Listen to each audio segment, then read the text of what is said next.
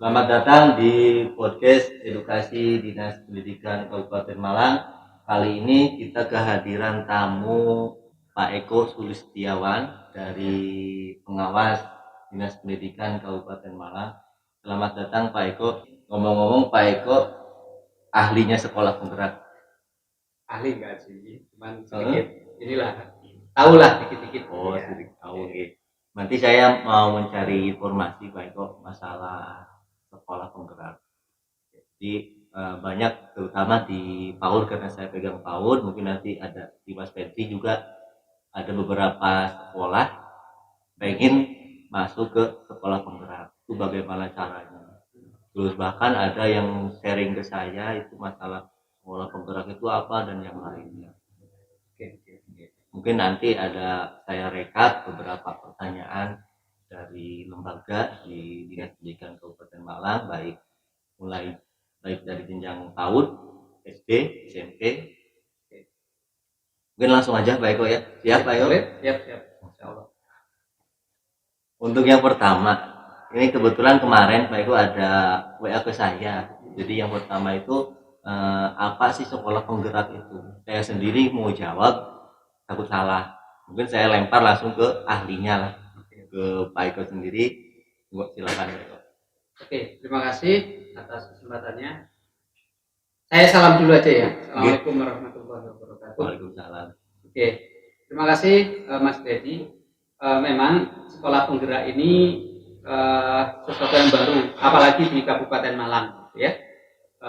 Kita sebenarnya sudah masuk angkatan ketiga, betul. Sehingga memang baru di Kabupaten Malang, tapi untuk yang lain sebenarnya sudah tahun kemarin. Baik, sekolah penggerak atau program sekolah penggerak itu sebenarnya sebuah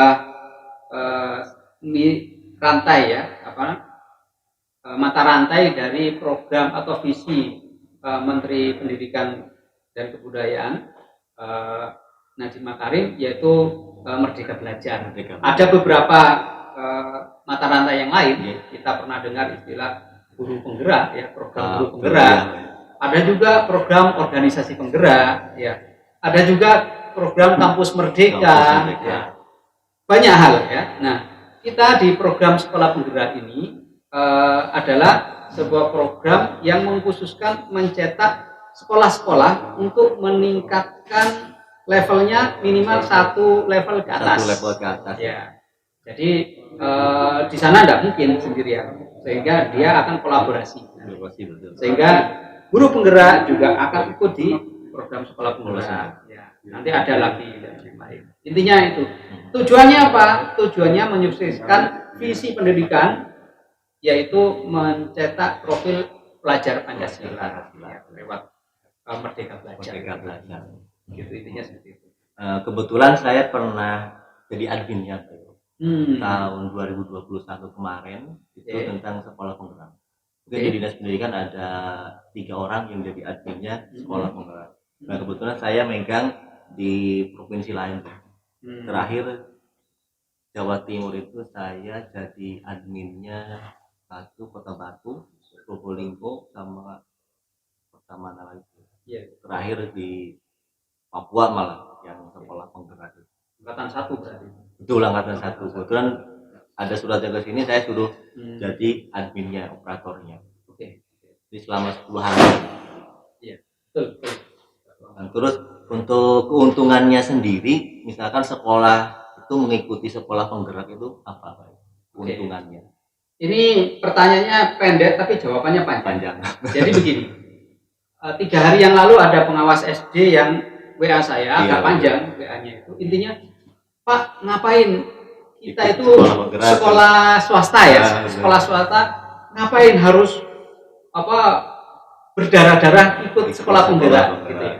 Itu pertanyaannya sama. Saya jawab, loh, kita itu terlambat kalau bertanya apa benefitnya, apa keuntungannya. Kenapa?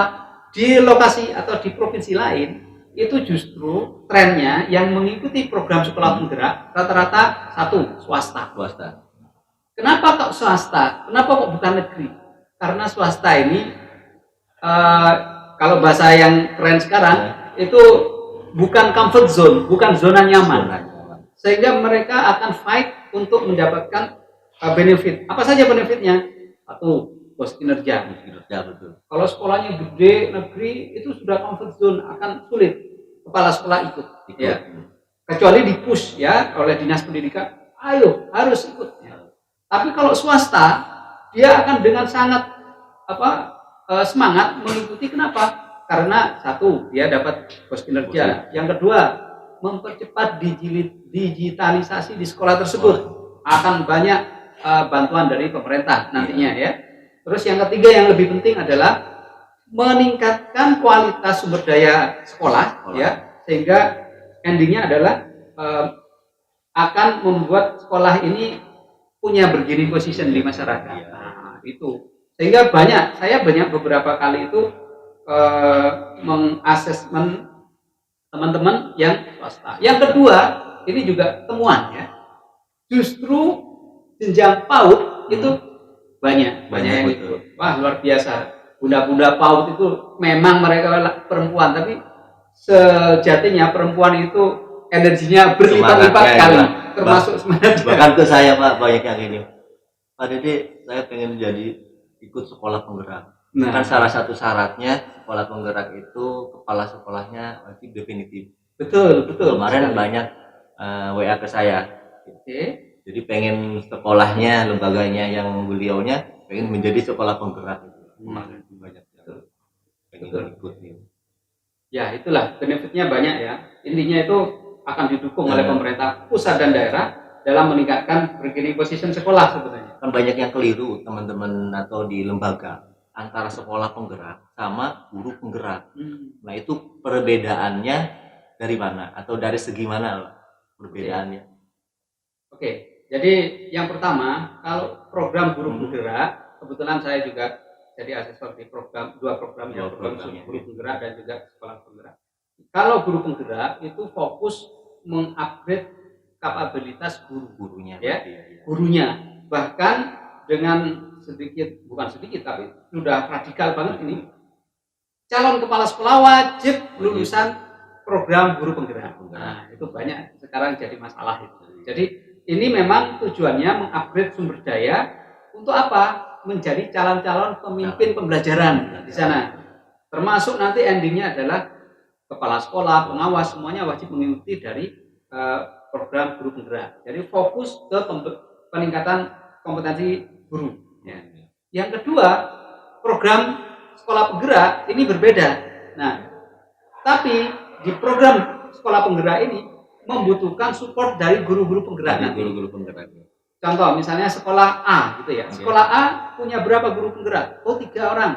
Maka 3 orang ini akan mengimbaskan kemampuannya ke guru-guru yang lain.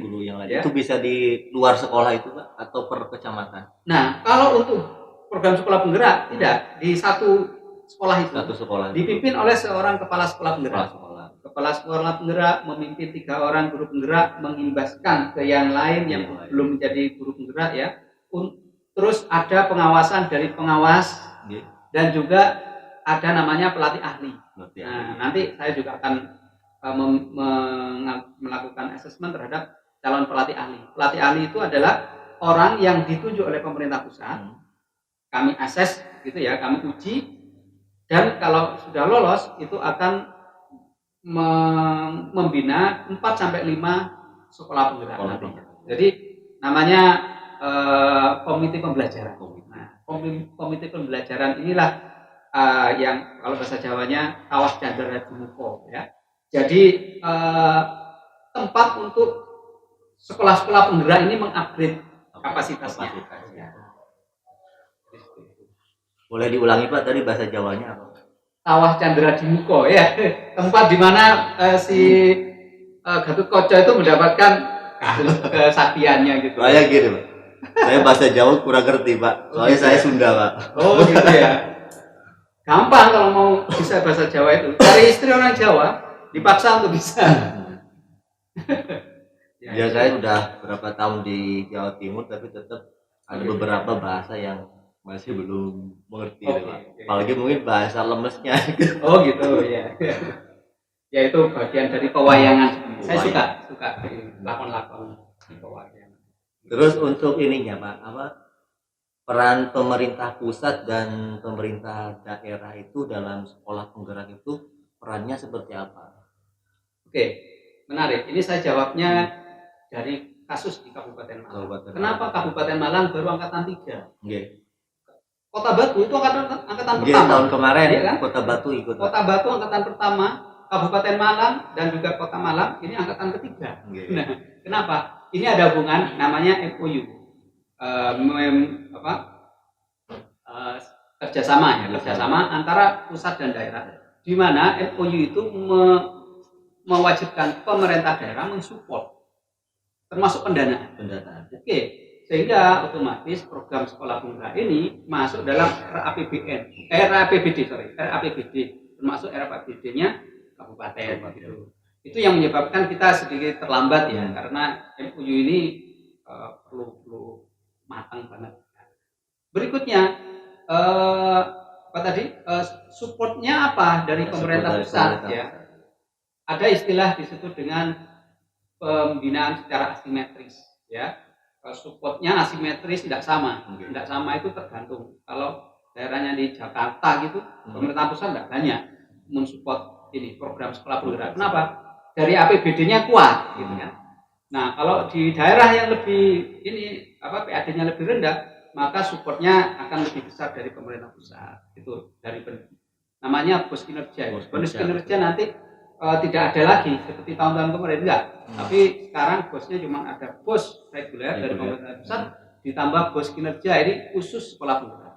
Nah, terus juga supportnya dari pemerintah pusat dalam bentuk pelatih ahli ya. Pelatih ahli yang saya sampaikan tadi itu berasal dari unsur dosen, unsur widya iswara, unsur pengawas, unsur praktisi pendidikan, non kepala sekolah dan non guru. Ini mereka akan ada semacam lokakarya ya.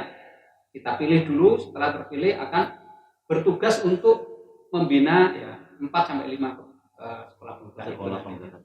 Jadi terus dari pemerintah daerah selain bos kinerja itu ada ini juga support ke sana. Pemerintah daerah bertanggung jawab untuk memastikan sekolah penggerak ini berjalan.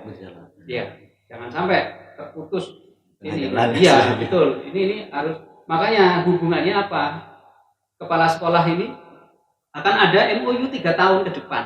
Ya, tidak boleh mutasi gitu ya.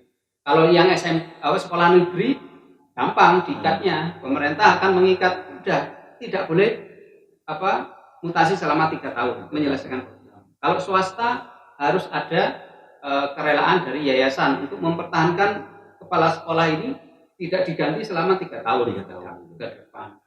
Misalkan lembaga mau mendaftar sekolah penggerak, itu apa ada tahapannya?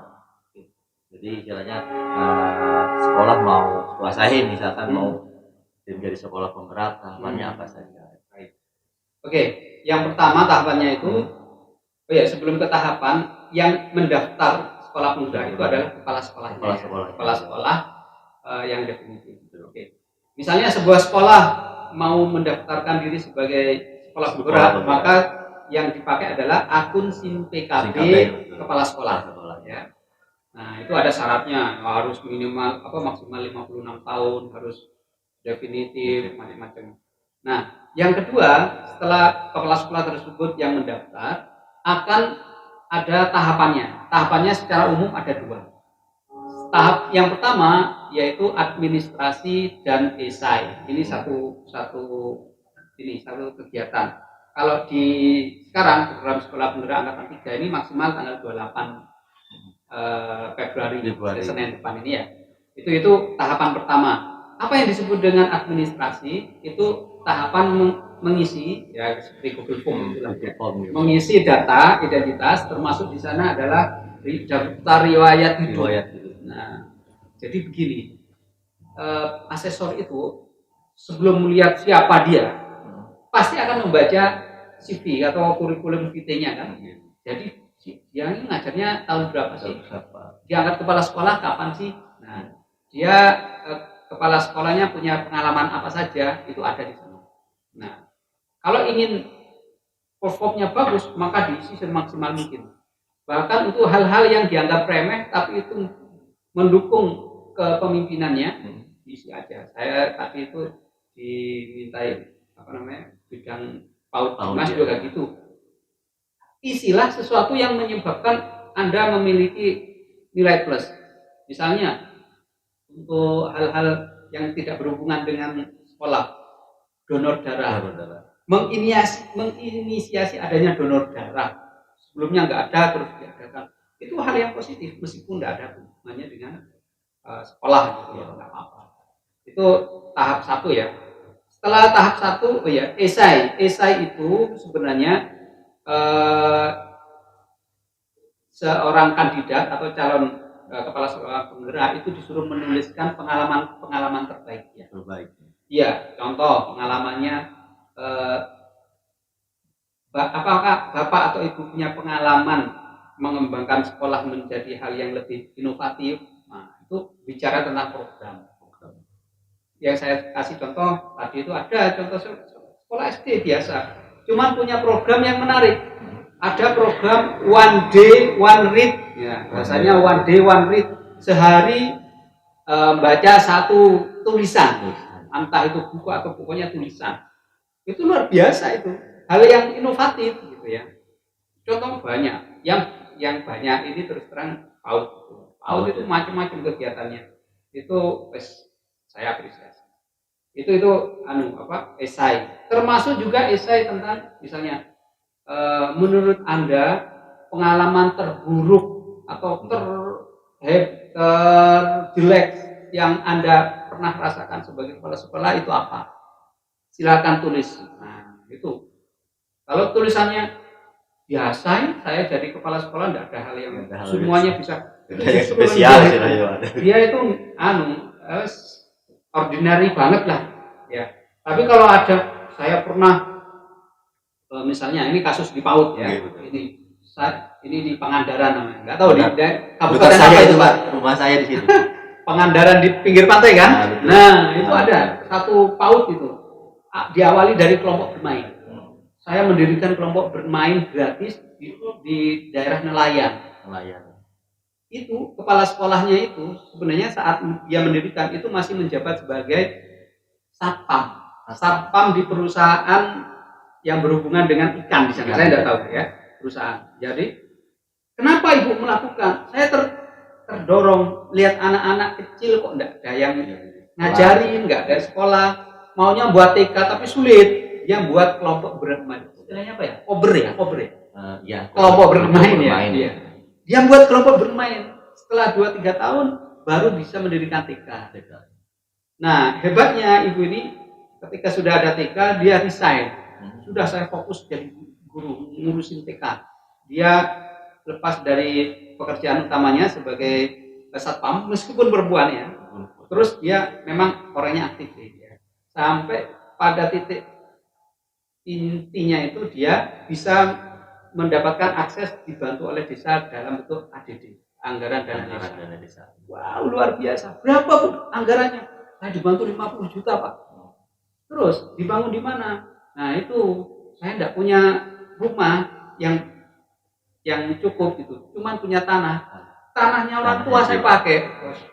Nah hal-hal seperti itu nilainya tinggi ya. Itu apa namanya? Terus itu tahap pertama ya. Tahap keduanya itu tahap pertama kalau lolos kalau tempat saya itu biasanya 60-70 orang ya yang saya nilai itu 75%-nya lolos, yang 25%-nya terlalu nulisnya menurut Ibrahim 2005 kita nggak ingin itu ya, terlalu teori ya, langsung pengalamannya itu 25%-nya. Terus tahap kedua itu ada 2 kegiatan yaitu simulasi mengajar dan wawancara. Ini durasinya total 2 jam. Totalnya 2 jam. Simulasi mengajar, kepala sekolah itu disuruh ngajar maksimal 10 menit. Yang mengawasi itu pengawas atau siapa Pak? Okay. Misalnya itu kepala sekolah yang mengajar. Simulasi mengajar itu dilakukan di Google Meet ya. Di Google Meet isinya 2 orang asesor A dan B dan 1 kandidat. Tidak boleh ada orang lain. Jadi kandidat atau calon kepala sekolah penggerak itu ngajarnya tanpa audiens 10 menit ya. Kita akan menilai nanti cara dia mengajar, bisa nggak dia memberikan refleksi, dia kekurangannya apa, kelebihannya apa. Nah, terus juga evaluasinya bagaimana, cara mengevaluasi hal yang berbeda apa dan sebagainya. Setelah itu 10 menit selesai, ada tanya jawab. Setelah tanya jawab dilanjutkan ke sesi wawancara. Wawancara itu intinya ingin menggali evidence atau bukti-bukti tentang kiprah dia dalam dunia pendidikan. Ada sebenarnya ada 10 kompetensi ya. Saya lupa juga sih banyak. Intinya itu contoh yang ditanyakan awal-awal itu kan, kenapa kok pengen jadi kepala sekolah pendidikan, motivasi. Ya. Kalau jawabannya dipaksa dinas, ya otomatis jelek lah. Atau ditunjuk dinas ya. Kita ada bar, ada ini skala 1 sampai 5. Jadi ditunjuk dinas, disuruh dinas, itu 1 sudah. Kenapa kok pengen jadi kepala sekolah penggerak? Saya ingin meningkatkan kapasitas saya supaya lebih bisa bermanfaat. Nah, itu masih kurang ini ya, kurang masuk. Itu masih 2. Kenapa kok pengen jadi kepala sekolah penggerak? Saya ingin supaya sekolah saya bisa mengimbaskan lebih banyak lagi. Siswanya lebih meningkat lagi, kesejahteraan sekolah gurunya lebih meningkat. Nah, itu minimal 3. Ya, jadi gitu. Itu sampai berapa, Pak? 10 bisa? 1 sampai 5 ya. 1 sampai 5. Jadi kalau pengen lulus ya minimal 3. 3 lah. Kalau 2 masih debat itu. Tergantung dia apa ini. Kalau untuk hal-hal yang penting seperti yaitu tadi motivasinya kok udah rendah, pasti dia ini juga panggilan jiwanya sebagai kepala sekolah kurang gitu. Kalau paksa itu, Pak. Iya. Beda dengan yang kasus guru atau kepala kober di Pangandaran itu, dia berani meninggalkan pekerjaannya, fokus ke sana. Itu panggilan jiwanya tinggi. Itu nilainya 4 itu. Saya masih ingat. Saya nilai 4 itu, luar biasa ini orang ini. Beda dengan kepala sekolah 1 ini di Jawa Timur, pernah saya kepala sekolah SMA gitu.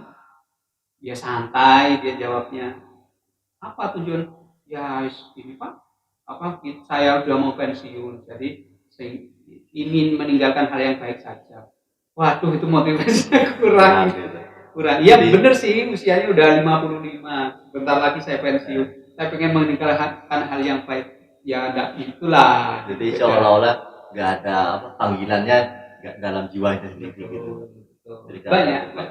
Ya, itu kita akan bertemu apalagi yang Pak Mas Dede sampaikan orang-orang Papua itu. Waduh, dia ada di namanya Teluk Bintuni, itu daerah ini ya, daerah Wapen atau Warupen sana.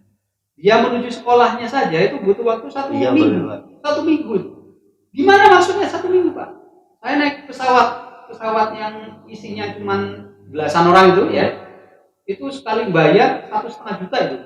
Terus setelah itu turun naik yang mobil double cabin. Double cabin sekitar 1 hari 1 malam. Setelah itu jalan kaki. Apalagi dia itu sedikit ini, tunadaksa ya. Jadi kakinya kurang normal 1, Pak. Kalau orang normal itu 1 hari 1 malam, Pak. Tapi kalau ya bisa 3 hari. Kenapa kok jalan kaki? Nah memang lewat hutan aksesnya gitu. Iya. Sehingga sekolahnya gimana? Ya di ujung sana. Masya Allah. Iya. Saya juga salut sama ya pas pengalaman saya tahun kemarin itu ditugasi jadi operator sekolah penggerak. Saya kaget, ya sekaligus istilah terharu juga, Pak. Terharu kan akhirnya. Iya. Ketika beliaunya guru itu susah payah untuk bisa mengajar itu memang butuh perjuangan yang ekstra. Bahkan pernah sampai video call sama saya, Pak. Coba Pak saya bisa video call nggak sama Bapak? Siap. Video call ternyata dia emang di hutan, Pak. Memang di hutan curang, Pak. Iya. Waduh ini untuk mendapatkan sinyal. Ikut sekolah penggerak itu, Pak. Betul. Bahkan ada yang membuat sinyal sendiri, Pak. Pasang anten di rumah. Gitu. Ada Mas sampai dilihatkan di foto saya. Ini Mas saya pasang anten supaya sinyalnya bagus. Nah itulah potret pendidikan Indonesia secara real. Masya Allah. Nah itu kalau sudah lihat orang seperti itu, asesor tidak akan kejem-kejem banget. Udah jangan nilai 2, dosa kalian gitu kan. Nilai minimal 3, bahkan kalau perlu 4 atau 5 gitu kan. Jangan orang-orang seperti itu ya. Jadi Itu flashback lagi. Bagaimana kalau di Kabupaten Malang? Saya berharap teman-teman Kabupaten Malang itu fighting spiritnya kayak Arema gitu loh. Arema yang dulu tapi iya. Harus ini jangan melempem. Nih, kalah sama teman-teman di Papua gitu. Ya, iyalah. Untuk mengikuti sekolah penggerak itu apa bisa semua jenjang, Pak? Bisa jenjang SD sampai dari PAUD sampai SMP, SMA, semua jenjang bisa. Semua jenjang kecuali SMK. SMK. Jadi gini, SMK itu ada program lain ya. Tapi kalau guru penggerak SMK ada. Tapi kalau sekolah penggerak SMA, SMK tidak ada. Ada yang ini excellent service-nya apa ada ini program yang lain. Jadi dari PAUD itu maksudnya kelompok bermain atau PAUD ya. Terus juga TK itu bisa. Terus SD, SMP, SMA, termasuk di sini SLB itu bisa ada juga. Ya. Jadi bisa ikut. Nah untuk jenjang PAUD sendiri Pak, kan di situ ada mulai KB ya, KB, TK, SPS, TPA, itu bisa juga Pak ya kayak dari apa SPS misalkan TPA, itu bisa masuk ke sekolah penggerak apa tidak? Saya kalau terlalu teknis ke sana, saya belum pernah. Tapi yang saya pernah akses itu adalah guru PAUD ya, dan TK. Kalau TK banyak ya. PAUD pun kober itu ada juga. Kelompok belajar. Ya, kelompok belajar itu kelompok bermain ya. Kelompok bermain ya. KB ya, kelompok bermain ya. Nah, kelompok bermain ini ada yang saya akses itu ada. Jadi kalau yang PKBM ini saya belum pernah ketemu ya. Ini belum, mungkin coba saya cari info yang lain. Tapi kalau PA atau pelatih ahli backgroundnya pendidikan luar sekolah banyak.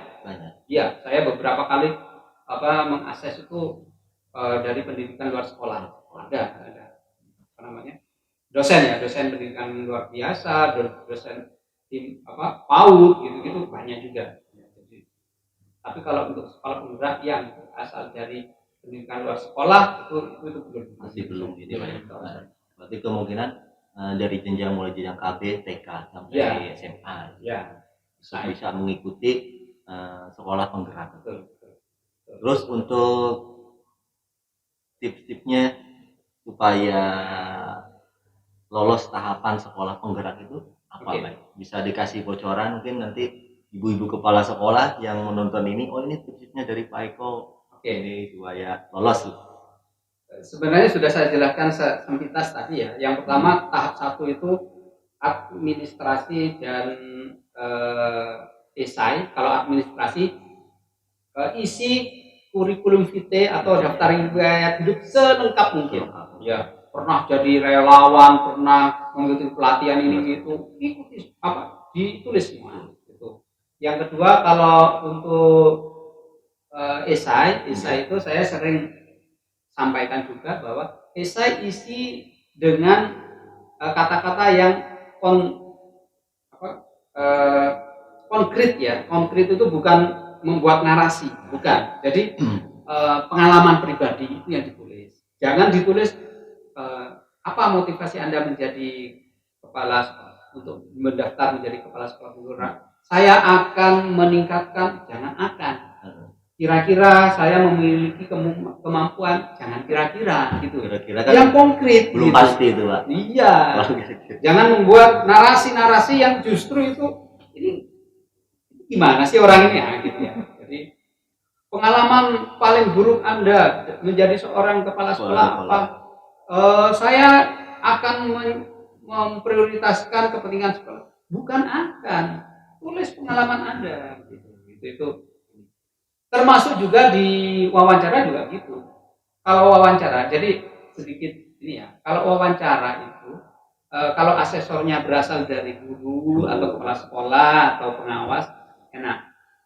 Mereka lebih humanis ya. Jadi masih ada ini komprominya ada. Tapi kalau sudah dari dosen, atau widya iswara itu berdasarkan bar yang ada itu enggak ini sangat sesuai dengan ini petunjuknya gitu. Nah, Nah, yang menarik ini, jadi supaya lolos gimana?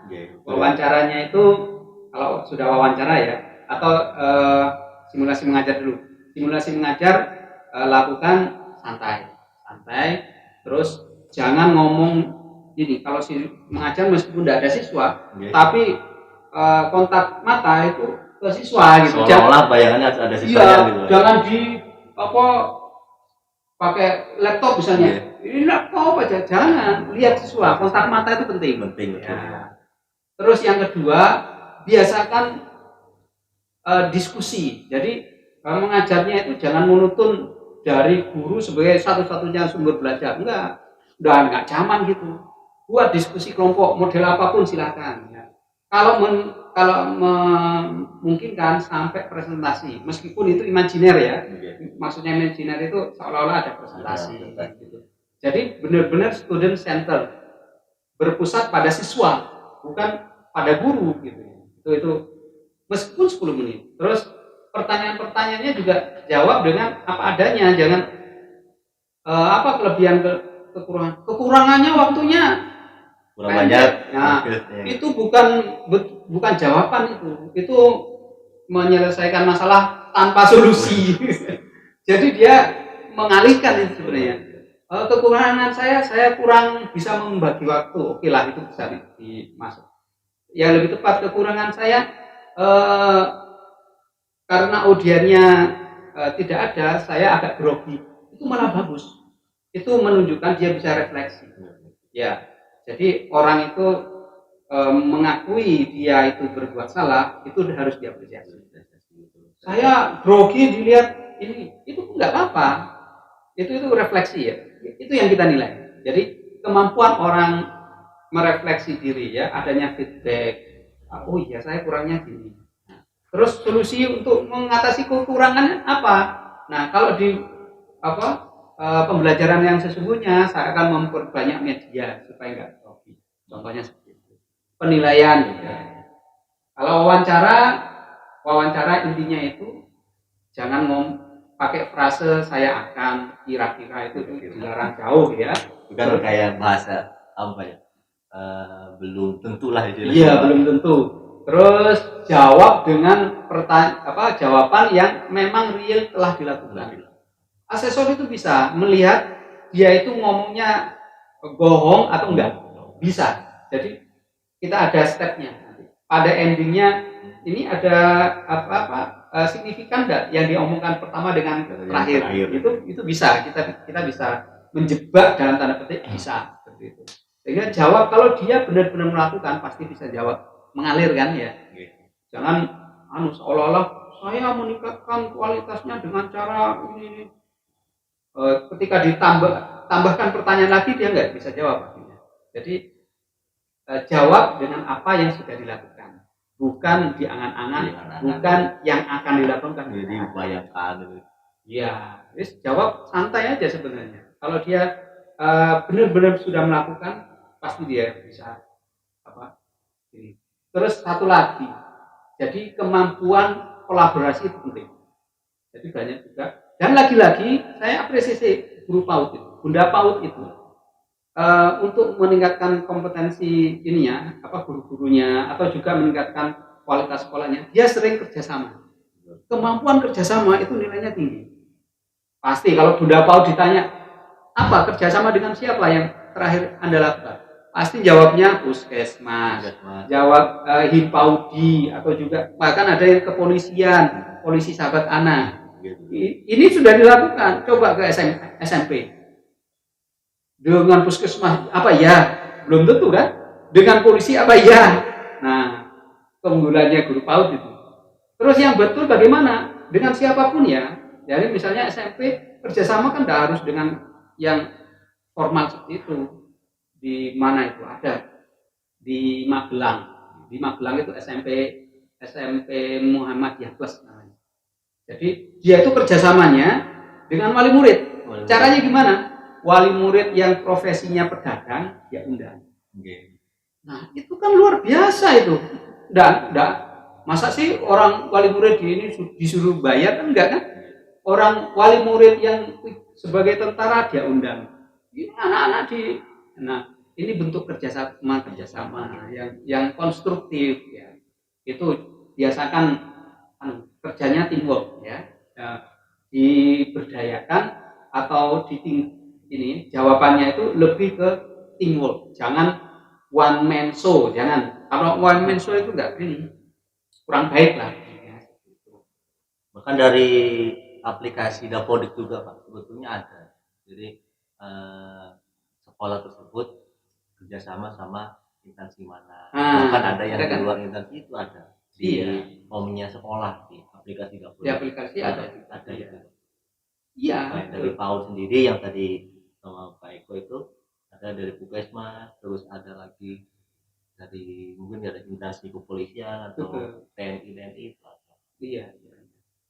Mungkin kalau yang di PAUD kan sering jalan-jalan kan gurunya siswanya ada acara apa itu kan pakai pakaian dokter kan ya merasa anak-anak supaya terdorong cita-cita yang saya pengen jadi polisi gitu. Betul sekali. Iya. Oh, di jenjang PAUD. Jadi kemampuan bekerja sama, kolaborasi dengan pihak luar itu nilainya juga ya. Ya itulah. Mungkin Pak Eko cukup segitu pertanyaannya dulu. Nanti ini masih banyak sebetulnya pertanyaannya Pak Eko. Kalau dibahas di sini semua bisa sampai seharian Pak Eko nggak pulang ke kantor. Iya ini. Banyak pakai kan Singosari Pak Eko. Singosari. Iya, dulu pernah di sekolahannya. Oh iya betul ya. Sama Pak Didi ya. Ya terima kasih Pak Eko sudah berkenan hadir di podcast edukasi Dinas Pendidikan Kabupaten Malang. Mungkin nanti lain hari atau lain waktu bisa kita memperdalam lagi tentang masalah sekolah penggerak atau guru penggeraknya. Nanti bisa saya gali ini dari Pak Eko ilmunya. Oke, siap. Eko siap ya. Harus siap Pak Eko. Iya. Udah pokoknya untuk Kabupaten Malang ya guys. Oke, kita siap kolaborasi. Terima kasih banyak Pak Eko.